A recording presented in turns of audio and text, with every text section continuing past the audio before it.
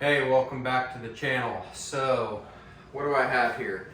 I've got some pre-made burger patties, 80-20 ground chuck. I've got some Duke's mayo, Duke's or Kewpie. That's the only mayo as far as I'm concerned.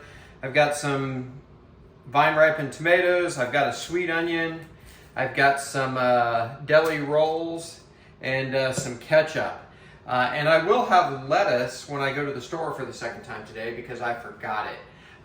So it might look like we're doing burgers. We're not. We're actually going to do something that's sort of popular on the internet these days, and that is the New York style chopped cheese.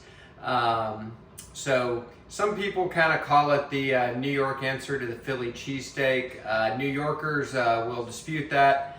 I'm not sure that the Philly cheesesteak was even in their brain when this came up. This sandwich, it would be the perfect 2:30 in the morning sandwich, if you know what I mean, or maybe 10 a.m. sandwich for the same reason. But those were my younger days. I still think this sandwich is going to be excellent. We're going to use the Loco Griddle, and we'll get things going. So I will get the camera set up outside and run to the store and get some lettuce. And we'll bring you back and show you how we're going to do this chopped cheese sandwich. So I've got about a quarter of the sweet onion here. I'm going to use a mandolin just to get really thin slices.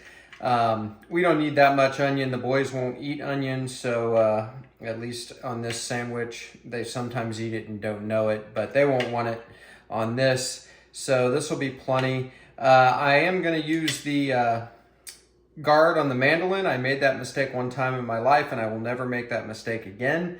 Also, one note about the onion on this sandwich. It would usually be served grilled with the meat.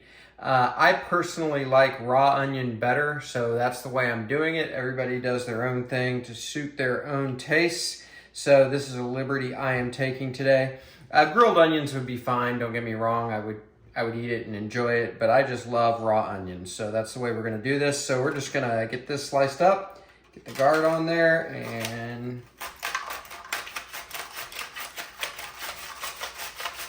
just that quick. We're pretty much done. So that'll be good. Some bigger pieces here, which is fine. And the way I had sliced that onion into quarters wasn't great for the mandolin, but perfect. So we will get everything else set up and bring you back soon.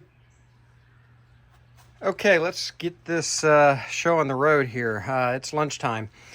So we've got our 4 burgers ready to go. And by the way, it's important that they're burger patties for this particular sandwich. There's certainly some loose meat sandwiches you can make. There's a famous place, locally famous place around here for those.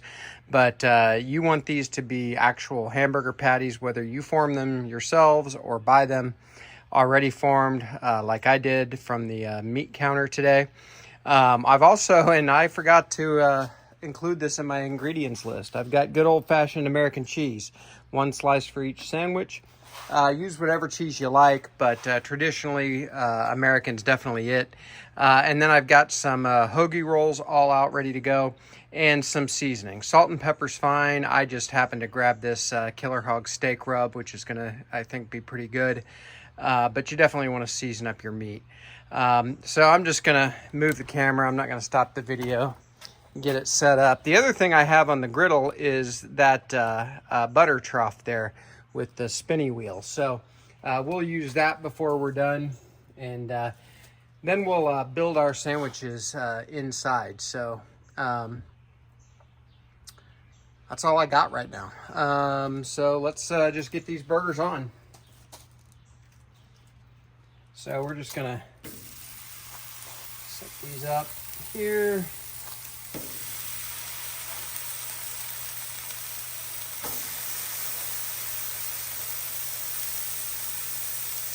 There we go.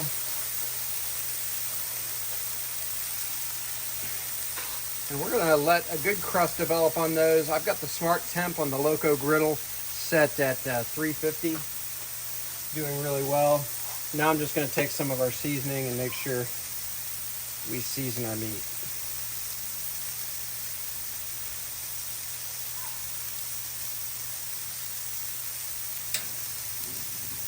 I already smell those burgers. We'll probably season just a little bit more before we're done, so I'm going to leave that handy. And try to get this butter melted here.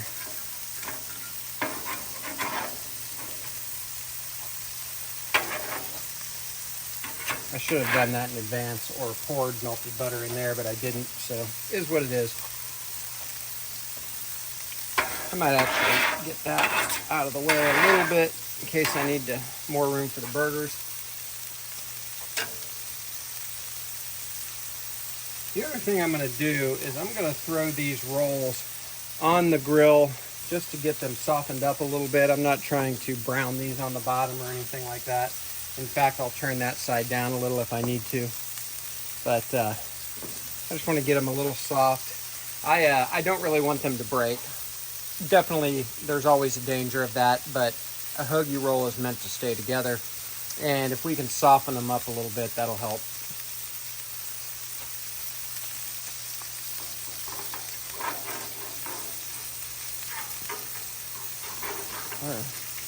Our butter trough is pretty close here. There, we got the wheel down in. All right, so we're gonna let these burgers brown on the bottom. I'm gonna save my video time here, and we'll bring you back when we go to step number 2. See you in a minute. Okay, so we're gonna get these burgers flipped over. I think I wanna look at them, make sure we're getting a good crust on there. We are. They could actually go just another minute. So I'm gonna come over. You won't be able to see this, but I'm gonna flip these hoagie rolls over. Again, I'm not trying to cook them or brown them, I should say, but I want them to soften up a little bit. I can never quite find the perfect hoagie roll for doing a sandwich like this where that's just pliable and doesn't break. So I've got them most of the way cut in half. If they break, they break. It is what it is.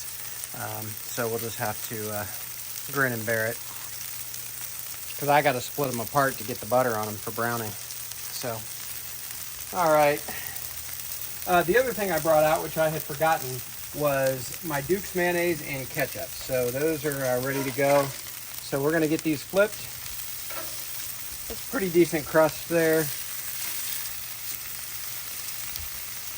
That's good too. Yeah, I could do a little better on that one, but in the end it'll be okay. Same for that one. So we're gonna let these go on the other side for a few minutes. I'm gonna go ahead and season this other side, the bottom side, the former bottom side. And there we go.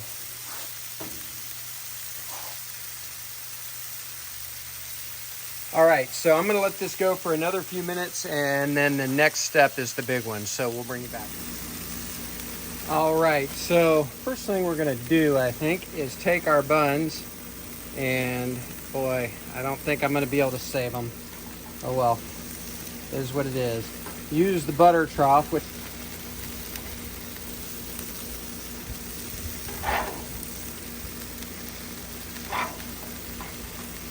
sorry if my arm's in the way of everything. Right now I'm just trying to get through this. All right, there we go. So all the buns are browning. Next step is we're gonna chop our burger. They call it a chopped cheese. Obviously still raw in the middle, and that's okay. This will actually help it cook quicker and brown all sides.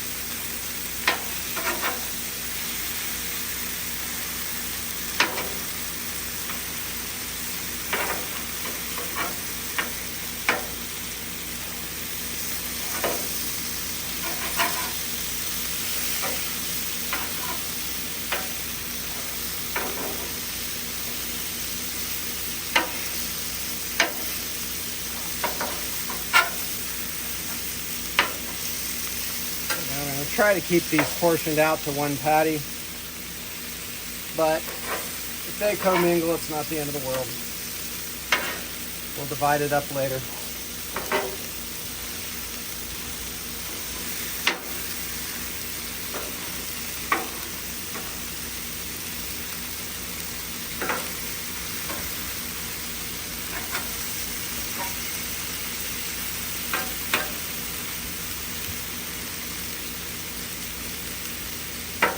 All right, there we go. So we're gonna let this keep going, and we will bring you back. Okay, I actually went and grabbed a better tool for the job, and I've got my scraper here. That works great on the griddle. So I'm just gonna chop this up a little better, each of the burgers.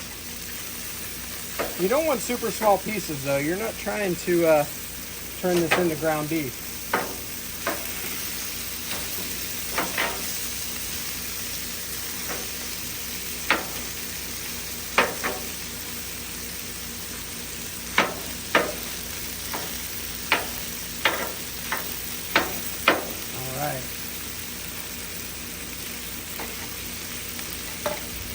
Take a look at these rolls here. I know you can't see all of this, but the camera is what it is right now. Okay, so these won't take too much longer. Gonna cook fairly quickly once these have been broken up. Turn some of them.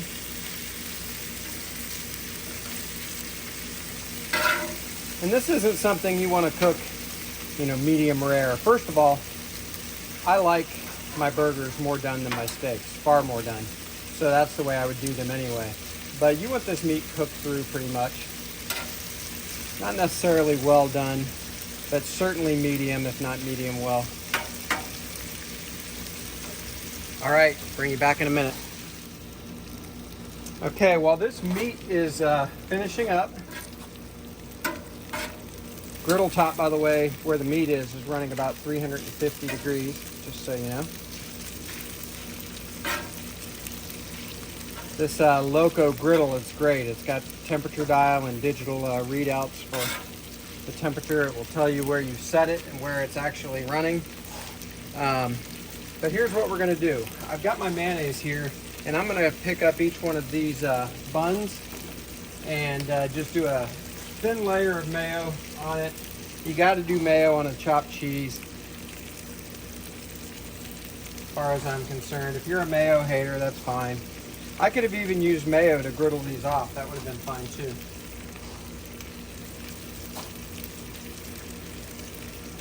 And here's the thing, if you put a good layer of mayo on, it doesn't have to be a lot, but that fat will keep your bun from getting too soggy, because that layer of fat, of course, fat and water don't mix. So that layer of fat will protect your bun from getting super soggy. That is an Alton Brown trick I learned years ago.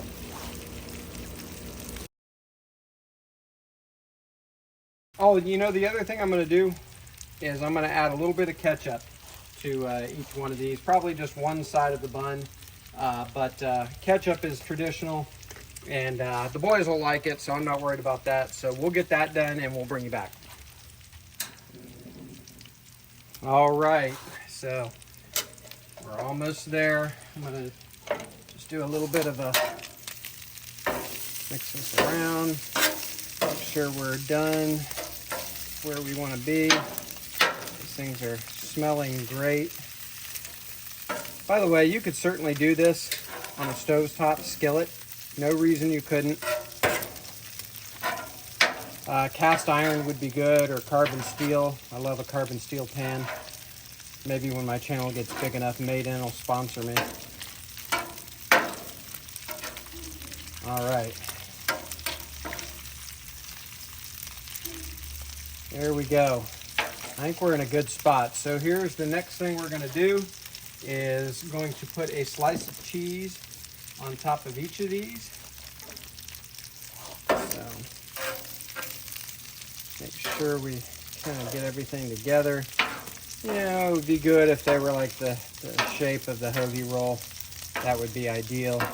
Doesn't have to be perfect. Do not let perfect be the enemy of good when you're cooking. I learned that lesson the hard way a time or two, or 7 or 100.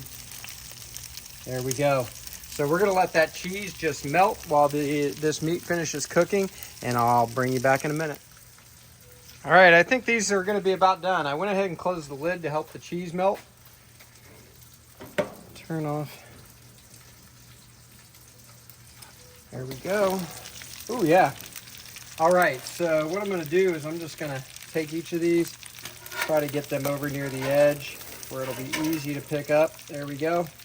And slide them off. Notice I have a glove. That's on purpose for sure.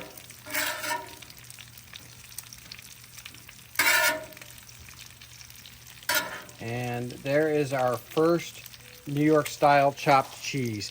So I'm gonna get this on the cutting board. I'm gonna do the other three. We'll go inside and finish these off and we'll give them a try. Okay, so let's build some chopped cheeses. So I've got some toppings off to the side, kind of the traditional ones. So we're gonna go lettuce.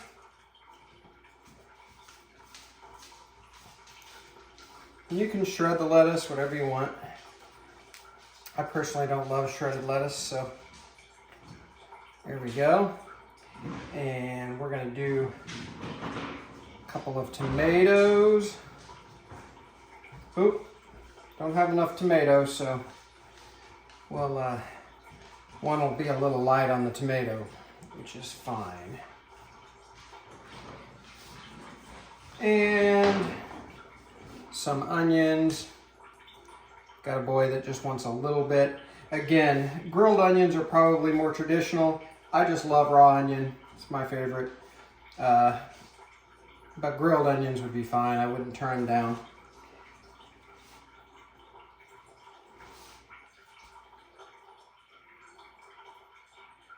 So there we go. 4 reasonably authentic chopped cheese sandwiches. A couple of these buns are a little worse for the wear. There we go. Try to match them up right.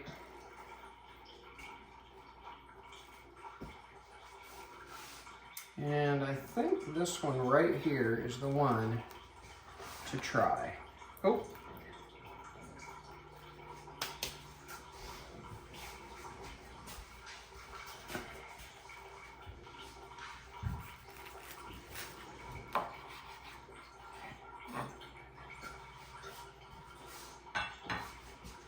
Okay, so I'm going to move the camera, and I might not even stop this video. Let's just do this. We'll try this on camera.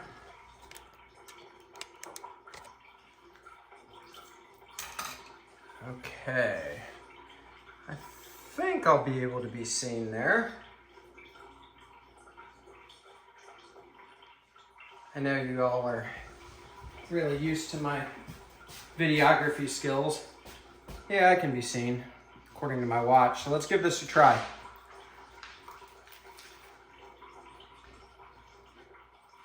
Oh. The only thing we need is some sandwich paper. Wrap them up and cut them in half. I'm telling you, in my early 20s, about 2:30 in the morning on an early Saturday morning, I'd have been on this like a hobo on a ham sandwich. That was so good.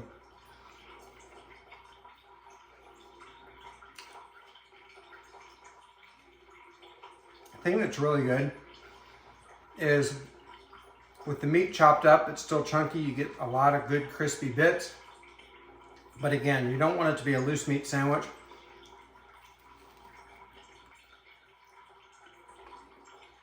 I'm gonna not embarrass myself anymore. Hey, I hit 1,000 subscribers, so I'm gonna be giving away a ThermaPen 1. That'll be upcoming in a video soon. I gotta figure out the best way to do it. So thanks everybody for supporting the channel. If you haven't already done so, like this video, subscribe to the channel, and we'll see you next time.